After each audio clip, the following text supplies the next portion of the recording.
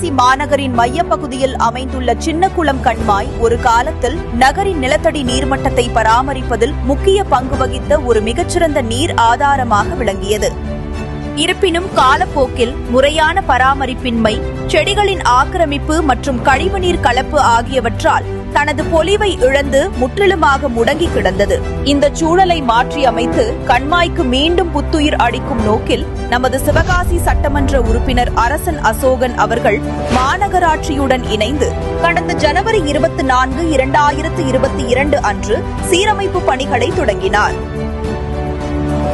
கமல் நற்பணி இயக்கம் உள்ளிட்ட பல்வேறு தன்னார்வ அமைப்புகளின் தீவிர பங்களிப்புடன் மேற்கொள்ளப்பட்ட தூர்வாரும் பணிகள் மற்றும் ஆகாய தாமரைகளை அகற்றும் நடவடிக்கைகளால் கண்மாய் தற்போது புதுப்பொலிவு பெற்றுள்ளது. இதன் பயனாக கடந்த 2024 ஆகஸ்ட் மாதம் முதல் அங்கு அரிய வகை பறவைகளின் வருகை அதிகரித்து அந்த பகுதியின் உயிரியல் சூழல் மீண்டும் செழிப்படைந்துள்ளது.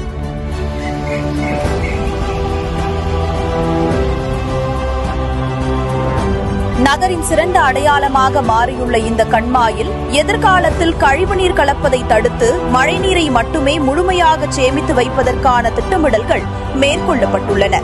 இது சிவகாசியின் நீர் பாதுகாப்பிற்கு ஒரு முக்கியமான மைல்கல்லாகும்.